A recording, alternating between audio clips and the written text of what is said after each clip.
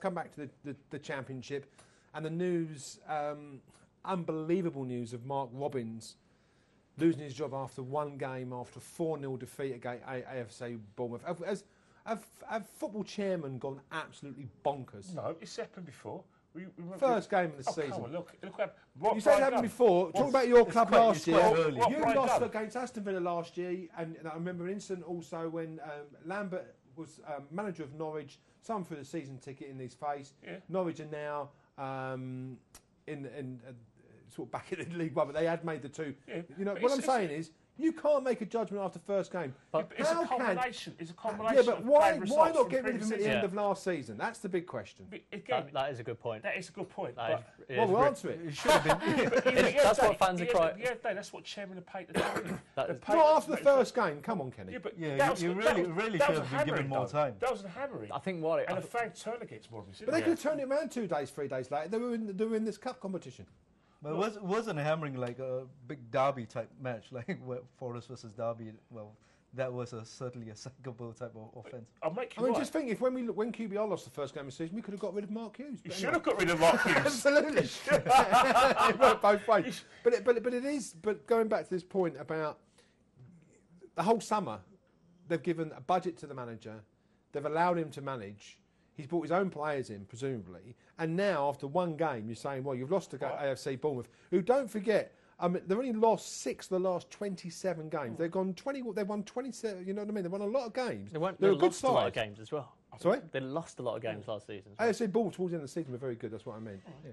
But we don't know what... But what I'm saying is Huddersfield's expectations are going to be where they are, surely, which is in the bottom 6 or 7 of the Championship. We don't know what happened in the back room. Maybe they had a massive argument and Chairman will say, right, it's my money. He was really, I think generally the fans are sort of reflecting what you're saying is, but they're furious about the timing of it, but they're very, very happy to see him go. Yeah. They've lost 23 games last season. He's very, very hard-headed the way he was playing players constantly out of position.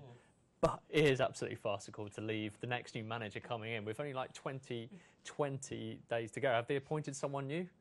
You better hope they have, otherwise it really is stupid. What happened? All right, you look at the Essex derby between West Ham and Tottenham.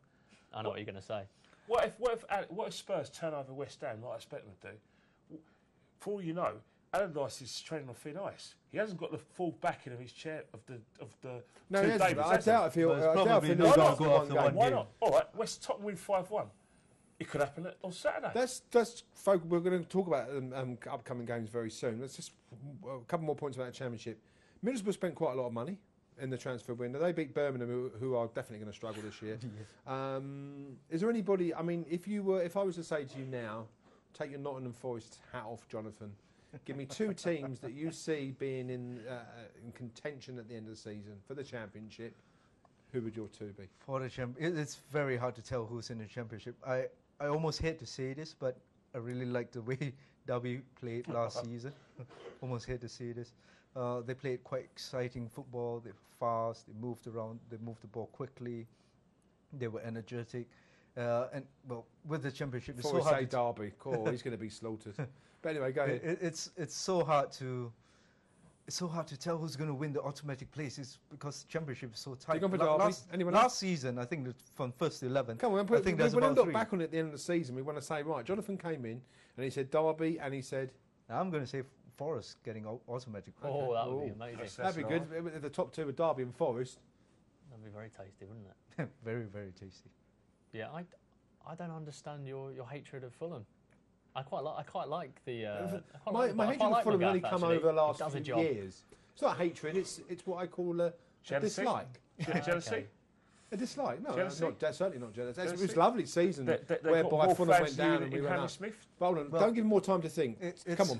I'm going to go Derby as well. They're really, really super unfortunate not to go through in that playoff. They were absolutely robbed. Can't remember who by. Right. Derby and Fulham for me. Okay. I'm going Fulham and Norwich. Fulham. So you think the 2 clubs coming down are 2 of the 3 clubs are going to go back up? Norwich comfortably. Yeah, Norwich. Why Norwich? Why not? Like I said, they still got the Falcon on the side that went down. If you look at this, what happened last season, if they didn't make that hasty decision to sack Chris, remember when they sacked Houghton, they were safe. They were nowhere near the bottom. Can Wolves do a Man City or a Norwich and go through the leagues? Why not? Why not? If they still got a lot of goals in that They side. beat Norwich, didn't they? Yeah, beat Norwich, and they've got a strong midfield. I don't see a reason why not. Okay. But the Championship's a treacherous league, isn't it? It's so hard. If you lose form, that's you gone, isn't it? Yeah. Okay.